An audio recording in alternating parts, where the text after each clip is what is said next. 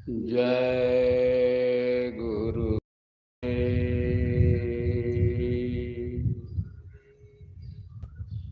जय गुरुदेव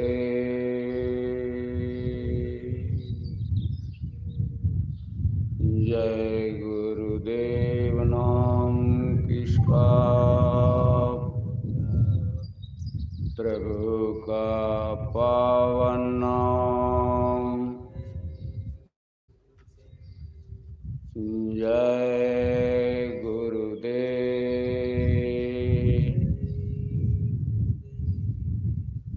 जय गुरुदेव।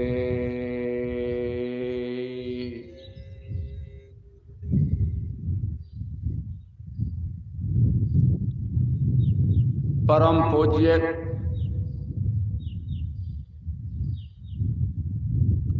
स्वामी जी महाराज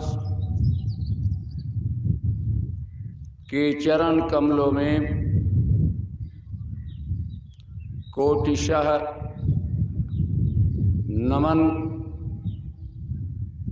वक्त के आला फकीर पूज्य हुजूर साहब के चरण कमलों में कोटिशः नमन करते हुए ऑनलाइन संदेश को सुनने वाले हमारे सभी गुरुजन, प्रेमी भाई बंधु, मालिक की बगिया के देख रेख में लगे हुए हमारे अधिकारी पदाधिकारी गण, उपस्थित प्रेमी भाई बहन, सबको सादर जय गुरुदेव।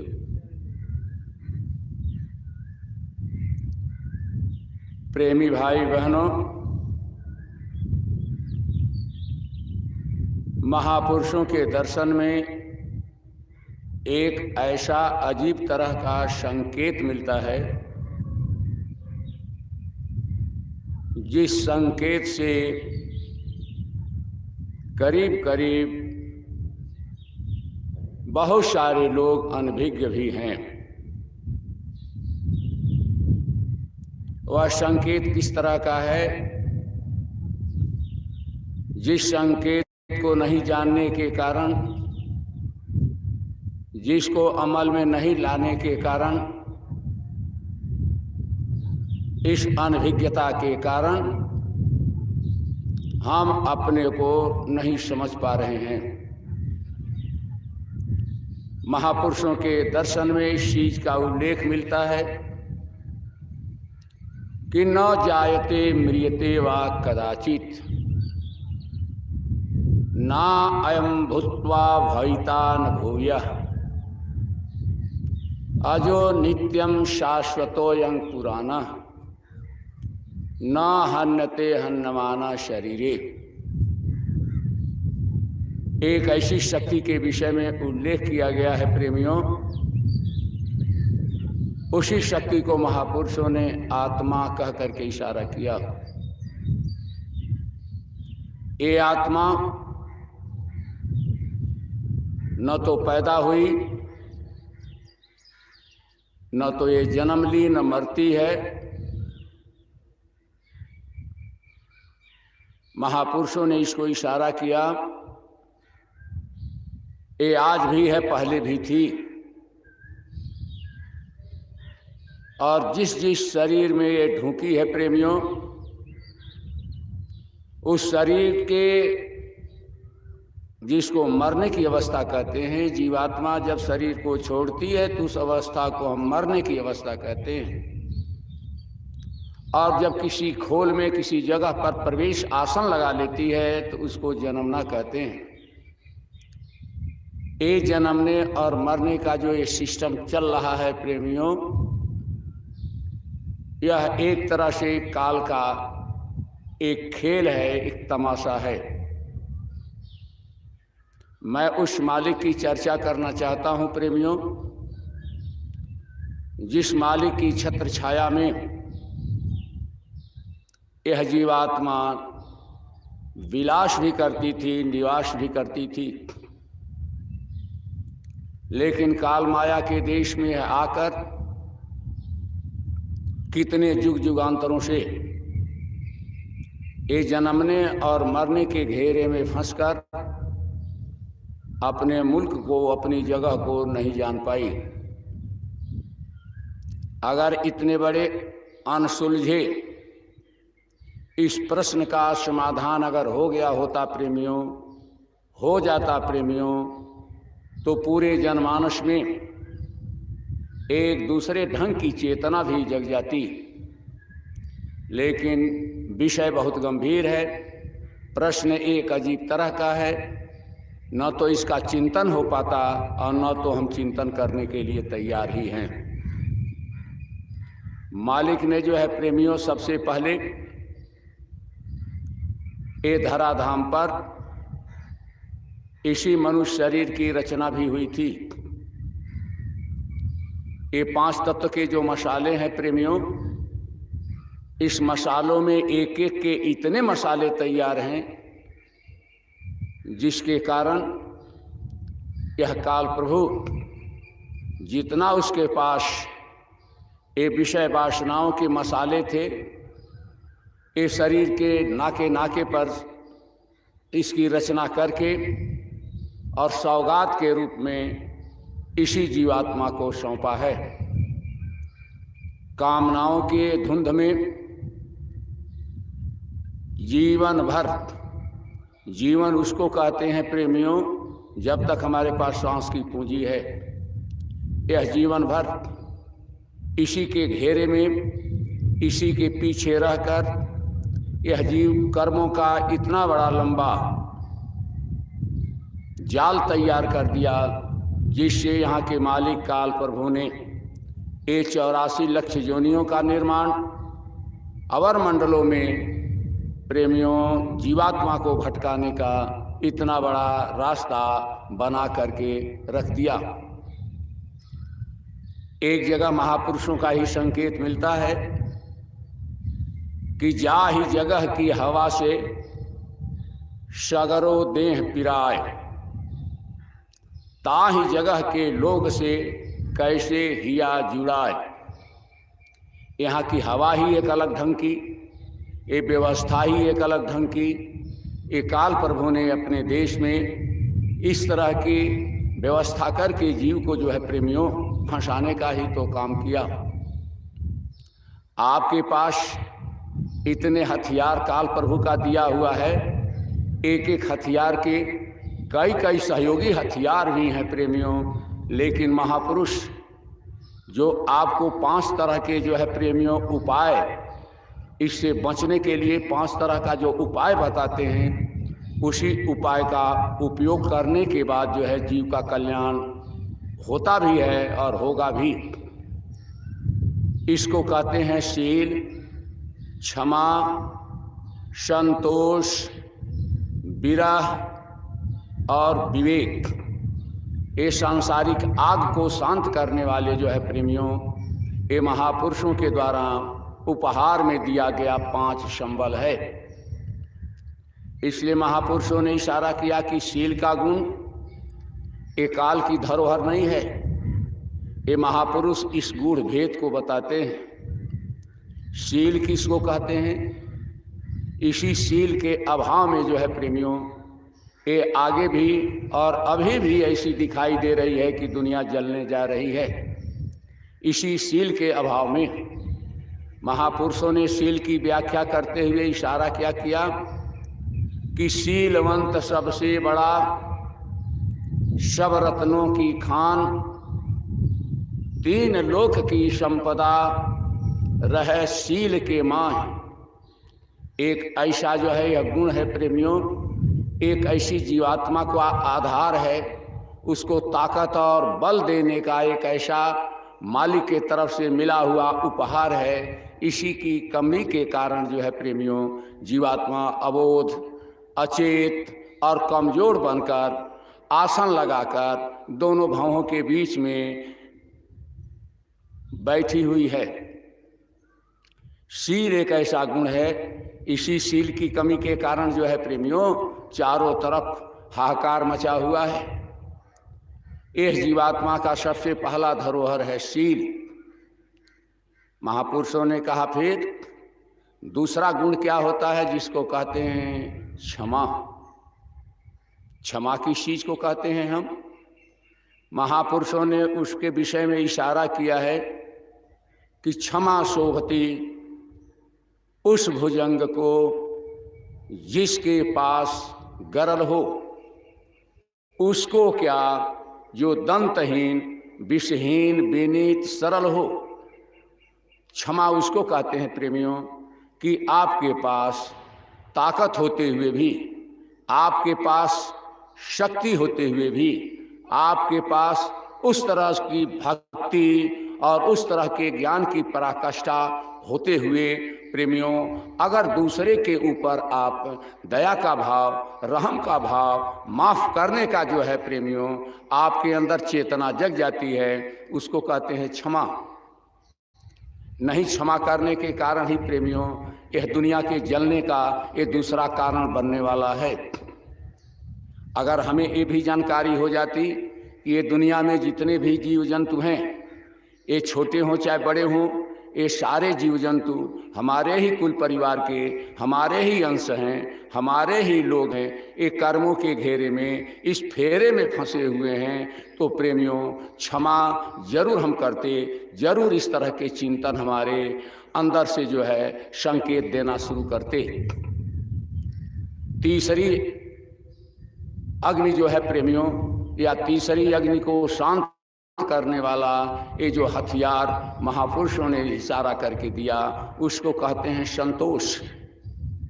संतोष किसको कहते हैं? महापुरुषों ने कैसे इशारा किया है? बाबा कबीर साहब ने तो इस तरह से समझाया है कि गोधन गजधन बाजधन और रतन धन खान, जब आवे संतोष धन सब धन धूर समान।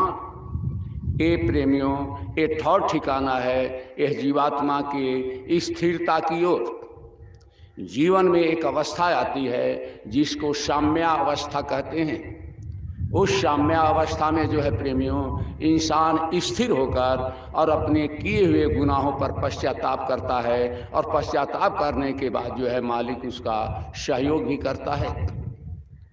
इसलिए इशारा क्या किया गया है कि क्षुद्र पात्र हो, मगन कूप से जितना जल पाता है उससे अधिक से बारिश सागर भी उसे नहीं देता है।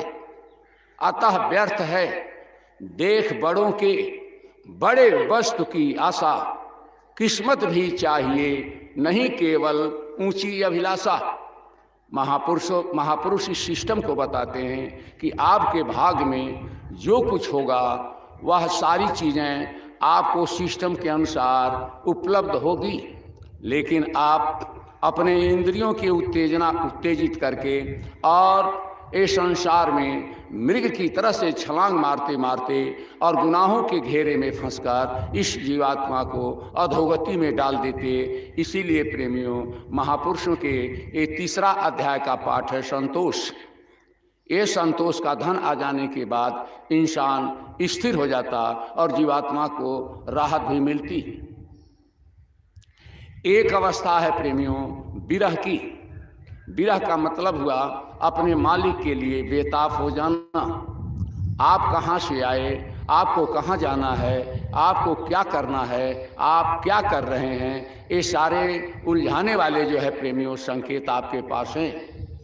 यह विरह की आग जब लग जाती है प्रेमियों, विरह की आग जब अपने मालिक के प्रति लग जाती है, स्थिर होकर के जब मेरा चिंतन जो है प्रेमियों उधर मजबूर हो जाता है सोचने के लिए, तब हम आपको एक राहत का जो है रास्ता मिलता है।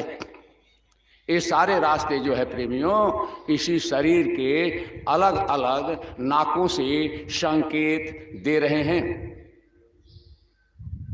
और एक शक्ति होती है जिसको कहते हैं विवेक शक्ति। यही विवेक शक्ति के क्षीण हो जाने के कारण ये सारे रिश्ते आपके लड़खड़ाते हुए दिखाई दे रहे हैं। विवेक शक्ति एक ऐसी शक्ति है प्रेमियों कि जैसे उस शक्ति के जग जाने के बाद आप सारे जीव जंतुओं को, सारे मानव समाज को, सारे लोगों को अपना बंधु, अपना परिवार, अपना भाई समझना शुरू करेंगे। आपके पास जो दर्द होता है प्रेमियों, इस तरह के दर्द की अनुभूति भी करेंगे। इसलिए जिसको महापुरुषों ने अहिंसा कहा, वो अहिंसा का अध्याय आगे आगे चलना शुरू हो जाएगा। इसलिए ये शक्ति जो है, विवेक शक्ति जिसको कहते हैं, यह विवेक शक्ति आत्मज्ञानी, आत्मा के गूढ़ रहस्य, आत्मा की सकारात्मक ऊर्जा से प्राप्त होती है, जो कि महापुरुषों के स्कूल में इस अध्याय का जो है प्रेमियों उल्लेख मिलता है। महापुरुषों ने शास्त्रों में जो तरह तरह के उल्लेख दिए हैं, संकेत दिए हैं, यह जीवात्मा को रास्ता देने के अलावा दूसरा संकेत इसमें नहीं मिलता है। मैं एक छोटा सा दृष्टांत मैं बता देना चाहता हूं कि विवेक शक्ति क्या है। जब कृष्ण भगवान इस जगह को छोड़कर द्वारिका में चले गए और वहां चले जाने के बाद अपने ही साथी, अपने ही मित्र, अपने ही लोग जो उनके बहुत करीबी थे, उद्धव जी को भेजे। उद्धव जी से संकेत देकर के भेजे कि हे उद्धव, जाओ मेरे वियोग में, मेरी चिंता में ये गोपिकाएं बहुत ही परेशान होंगी और बहुत चिंतित होंगी। मेरे संदेश को ले जाकर और गोपिकाओं को बता देना, समझा देना, कह देना सारी बातों को। लेकिन जब उद्धव जी प्रेमियों जब वहाँ से चले तो उनकी विवेक शक्ति धीरे धीरे प्रेमियों क्षीण होने लगी और कृष्ण भगवान की बात का जो है क्या किए, उपहास समझ करके या उनकी मर्यादा को जो है प्रेमियों छोटा करके उद्धव जी अपने चिंतन में एक दूसरे तरह का विचार लाने लगे। जब उद्धव जी रास्ते में चले प्रेमियों, तो अपने अंदर इस तरह का संकल्प विकल्प बना लिए कि हमें कुछ और करना है। और जब गोपिकाओं के पास जब पहुँचे प्रेमियों, तो वह जो है एक अलग ढंग का ज्ञान, अपने मन मौजी का संदेश गोपिकाओं को देकर बहकाने का काम करना शुरू कर दिए। गोपिकाएं जिनका मिजाज अपने गुरु के शरण में है, जिसका मिजाज अपने गुरु के वाक्य में है, जिनका मिजाज और चिंतन अपने गुरु महाराज के उस संकेत पर है प्रेमियों, वो तो डगमग नहीं होंगे, वो तो तुरंत आपको जो है प्रेमियों वह संकेत का जवाब दे देंगे। लेकिन डामाडोल की स्थिति जो है प्रेमियों बड़ी खतरनाक होती है। हमारे गुरु महाराज शुरू में यही संकेत तो हम लोगों के बीच में दिया करते थे कि हे बच्चा, जब कभी पश्चिम दिशा की ओर आना तो तुम गुरु के दरबार में या गुरु के दरबार को मत भूलना और मत बिसरना। मालिक हमेशा गुरु दरबार की तरफ जो है हमेशा संकेत दिया करते थे। पूज्य हुजूर साहब भी इस तरह का संकेत बराबर हम लोगों को दिया करते हैं कि इंसान का सबसे बड़ा काम, सबसे बड़ा भोजन जो जन्म जन्मांतरों से यह जीवात्मा जो है तबाह है, भोजन के अभाव में उसका भोजन जो है छूट गया है, वह भोजन पहले जीवात्मा को कराइए, तब शरीर का भोजन करिए। क्योंकि महापुरुष ये जो उपहार देते हैं प्रेमियों, यह जीवात्मा को जो सच्ची दौलत का भेद बताते हैं प्रेमियों, यह जीवन का एक महत्वपूर्ण कड़ी है जीवात्मा को राहत की सांस लेने के लिए। जब गुरु महाराज इस चीज़ को बराबर बताया करते थे, बराबर संकेत में ये संकेत दिया करते थे कि सत्संगी उसे कहते हैं जो सत्संगी के काम में आवे, सत्संगी उसे कहते हैं जो गुरु के आदेश में चले, सत्संगी उसको कहते हैं जो गुरु के हर वचन का निरख परख करते रहे। इसी निरख परख और संदेश के अंदर जो है प्रेमियों, इसी घेरे में, इसी अध्याय के अंदर पूज्य हुजूर साहब का जो ये संदेश है, गांव-गांव जा कर के लोगों को प्रेमियों अनसुलझे प्रश्न का जो है सुलझा करके समझाने की बात, गांव को गोद लेकर और लोगों को ये बताना, क्योंकि लोग अनभिज्ञ हैं, इस सिस्टम को नहीं समझ पा रहे कि हमारे करने का कितना खतरनाक रिजल्ट ये काल प्रभु देता है। अगर ये जानकारी हो जाए प्रेमियों तो पूरा जनमानस ही सुधर जाएगा, और जब पूरा जनमानस सुधर जाएगा तो उस जनमानस के चिंतन को सुधारना ही तो सतयुग की पहली झांकी है। तो जब प्रेमियों उद्धव जी जब वहाँ से चले, अपने मन में तरह तरह के संकल्प विकल्प और कृष्ण की सारी बातों का खंडन करते हुए गोपिकाओं को अपना संदेश देना शुरू किए। इसलिए महापुरुष इशारा करते हैं कि दृढ़ प्रतीति प्रीति कर गुरु से कर सत्संग सवेरे। यानी महापुरुष जिस संकेत को, जिस बात को इशारा करते हैं, बहुत बारीकी के साथ उसके निरख परख को करते हुए आप अपने कदम को आगे बढ़ा दीजिए। तो इसीलिए प्रेमियों, उद्धव जी जब आए तो उद्धव जी अपने सारे संदेश को, कौन सा संदेश था? 8 था, एक कला थी, कृष्ण भगवान के सारे संकेत को खंडित करके और उसके बाद जो है अपनी बात की चलती चला दिए। लेकिन कृष्ण के एक एक लाइन, एक एक अध्याय, एक एक मिजाज को गोपिकाएं समझती थी और परखती भी थी। उद्धव की सारी बातों को सुन करके और गोपिकाएं एक संकेत केवल उद्धव जी को देती हैं कि हे उद्धव, मैं तेरे बात को, मैं सारी बातों को सुन लिया, लेकिन मेरी बात जा करके कृष्ण भगवान से कह देना। अब कृष्ण भगवान से क्या कहने के लिए संकेत देती है?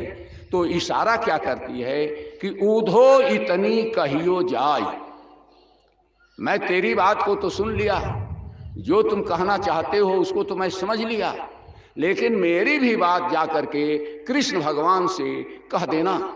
क्या कृष्ण भगवान से कहने के लिए कहती हैं कि उद्धव इतनी कहियो जाय, अस कृष्ण गात भई तेरे बिन परम दुखारी गाय।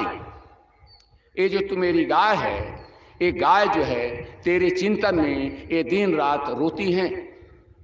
जल समूह बरसत दो मखिया हूकत लीन्हे नाव, जहां जहां गो दूहन कीनो सूंहत सोई ठाव। परत पछार खाई छिन ही छिन अति आतुर हवे दीन, आ मानव सूर कारिडारी है बारी मध्य से मीन। हे उद्धव जाकर के कृष्ण भगवान से कह देना कि जिस तरह से जल में से मछली को निकालकर फेंक देने के बाद वह छटपट छटपट करके जो है पागल बन जाती है, उसी तरह से आपके नहीं रहने के कारण एक गाय जो है आश्रम की, एक गायें जो है चिंतित हैं, उदास हैं और रोती हैं दिन रात। प्रेमियों, ये हुआ जीवन के अंतिम चिंतन की पराकाष्ठा। ये हालत जो है प्रेमियों, हम लोग भी अपने चिंतन को, एक जमाना एक समय ऐसा था कि इसी तरह का मिजाज हम लोग भी बनाए और गुरु महाराज के सारी वचनों को, सारे संकेतों को प्रेमियों धूल धूसरित करने के लिए जो है मेरे चिंतन में उस तरह के जो है प्रेमियों घेरा बन गया।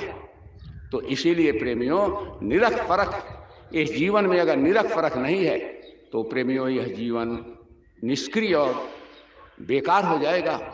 तब महापुरुषों ने इशारा किया कि आओ वीरों मर्द बनो, अब जेल तुम्हें तजना होगा। मन इंद्री के समर क्षेत्र में अब तुमको डटना होगा। नहीं वक्त है हे वीरों अब गाफिल होकर सोने का। मन की चंचलताई से अब बल बल कर बचना होगा। ये मन जो है छलांग मारता है प्रेमियों, ये मन को स्थिर कर, गुरु के वचन को आगे कर और मन को उसका पिछलग्गू बनाकर जब तक आदेश का पालन नहीं करेंगे और बारीकी से निरख परख नहीं करते रहेंगे, तब तक प्रेमियों यह जीवन के ऊपर काल की धार का जो है वेग हमेशा चलता ही रहेगा। इसलिए हमारे पूज्य हुजूर साहब ने जो संकेत दिया है प्रेमियों, इशारे इशारे में बहुत सारी बातों का संकेत देकर और आपके कंधे पर निमित्त मात्र यह संकेत दे चुके हैं प्रेमियों। और इसी संकेत को हमारे गुरु महाराज जो है पहले भी कह करके चले गए थे कि हे बच्चा, काम तो होना है लेकिन तुम निमित्त मात्र बन जाओ। ठीक प्रेमियों, उसी तरह से हमारे हुजूर साहब जो आपके कंधे पर ये निमित्त मात्र ये संदेश दिए हैं प्रेमियों, आपको ये संदेश आगे बढ़ाने के लिए, वह संदेश है भूले भटके इंसानियत की धरोहर जो लूटी जा रही है प्रेमियों, उसको जगह पर लाने के लिए। तो सबसे पहले खान पान को प्रथम सुधारो, तब रस रस सब अवगुण मारो। ये सामाजिक अवगुण, पारिवारिक अवगुण, ये रिश्ते के द्वारा अवगुण, ये तरह तरह की जो है भ्रांतियाँ और तरह तरह के उपद्रव, ये सामाजिक स्तर से लेकर चोटी तक जो फैले हुए हैं प्रेमियों, इसके बीच में महापुरुषों ने एक ही रास्ता देखा और एक ही मिजाज को परखा, वो है खान पान और इसके कारण ये दूषित वातावरण की रचना। इसीलिए प्रेमियों, मालिक का जो आदेश है, साहेब जी का जो आदेश है, उस आदेश को हम लोग जन जन तक जैसे हो प्रेमियों पहुंचा करके, और भूली भटके ये जो है इंसानियत का जो है जामा पहने हुए लोग हैं, उनको पता नहीं है कि कहाँ पर यह जीव मेरा जा करके और अंतिम पड़ाव लेगा, ये पता ही नहीं है। ये संकेत भी लोगों के बीच में हमें ही देना है। जीवात्मा की ऐसी अमोलक दौलत, जिस दौलत को मीराबाई गुरु रविदास जी महाराज के चरण में पा करके अपने जीवन को निहाल कर ली, वो है नाम दान का भेद। जीवात्मा को राहत और आफत से उबरने का जो है रास्ता और भेद, वह रास्ता भी हमारे पूज्य हुजूर साहब 17 से 21 मई ये 5 दिन के कार्यक्रम के बीच में प्रेमियों सत्संग के माध्यम से और जीवात्मा को उसका जो खुराक है प्रेमियों, जिसको नामदान कहते हैं, जिससे जीवात्मा को राहत मिलेगी और प्रीतम के घर जाने का वही संकेत और रास्ता भी है, वह दान भी मिलेगा, वह पूंजी भी आपको मिलेगी। ये सारी बातों पर अमल करते हुए प्रेमियों, और उसके बाद धन्य हो जाएगा यह जीवन। इसलिए महापुरुषों ने इशारा किया कि अमल से जिंदगी बनती है, जन्नत और जहन्नुम भी आपके हाथ में प्रेमियों। ये पूंजी का खजाना तो आपके हाथ में है। अब आप इस जीव को जहन्नुम में यानी खाई और गर्त में फेंकना चाहते हैं, या इसको एक काल माया के एक खतरनाक विधान से उबारना चाहते हैं। ये दोनों सिस्टम आपके हाथ में है। तो इसलिए हम लोगों का कर्तव्य है, हम लोगों का काम है पूरे जनमानस को जो है प्रेमियों ये संकेत देकर लोगों को आगाह कर देना। तो ये सब सारे संकेत और सारी बातें हैं। इन्हीं 2 शब्दों के साथ मालिक का जो ये संकेत हमको मिला है प्रेमियों, ये संकेत में सबसे पहला संकेत जो है प्रेमियों जीवात्मा का कल्याण। अब जीवात्मा का कल्याण कैसे होगा? तो गुरु का आदेश, गुरु के आदेश में अगर चलते हैं प्रेमियों, निरख परख और बारीकी से करते हैं प्रेमियों, तब तो यह जीव का कल्याण होगा। नहीं तो काल की खंधक अगल बगल दिखाई दे रही है। उसी के अनुसार यह सेवा का भाव भी आता है। इसलिए महापुरुषों ने कहा सेवक सेवा में रहो और कहीं मत जाओ, सुख दुख सब ऊपर सहो, कहें कबीर समझाए। महापुरुषों ने इस सेवा का भाव भी प्रेमियों जीवात्मा को प्रमोशन दे करके, जीवात्मा को कर्मों में जो है ऊर्जा दे करके प्रेमियों इस जीवात्मा को सद्गति देने का ये मूल मंत्र महापुरुषों के दया दुआ का है प्रेमियों।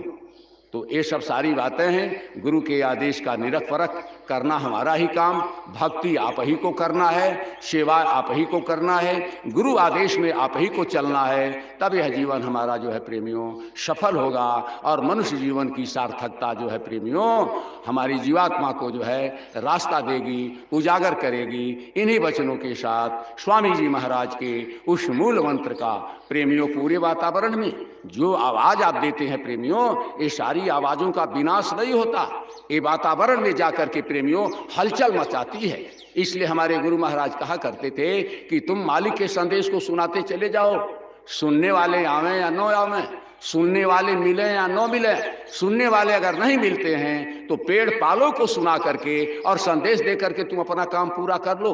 तो इसीलिए प्रेमियों हम लोगों का यह कर्तव्य बनता है कि गुरु के आदेश का पूरे जनमानस और वातावरण में इस आवाज को जो है गुंजायमान करके और गुरु की भक्ति और गुरु के आदेश अंतिम पावदान पर जो खड़े हैं प्रेमियों, अगले पावदान पर जाकर अपने जीवन को जो है सार्थक और सफल बना लें। इन्हीं शब्दों के साथ स्वामी जी का कहना है, स्वामी जी का कहना है, दिया फकीरों ने संकेत, कुदरत है तैयार खड़ी। पूज्य हुजूर साहब का मूल मंत्र पूरे जनमानस को प्रेमियों यह प्रेरित करता रहेगा, केवल आप आदेश का पालन ही केवल कर दीजिए। हमारे गुरु महाराज कहा करते थे कि आप जा करके कह दो, ले आना और समझाना बुझाना और उसके अंदर ऊर्जा पैदा करना तो मेरा काम है। तो हम लोग पूज्य हुजूर साहब के इस संदेश को भी पूरे जनमानस को जो है प्रेमियों, इस सौगात के रूप में देना है। हमें क्या देना है कि हाथ जोड़कर विनय हमारी, हाथ जोड़कर विनय हमारी, ए स्वामी जी की अर्जी है, स्वामी जी की अर्जी है। प्रेम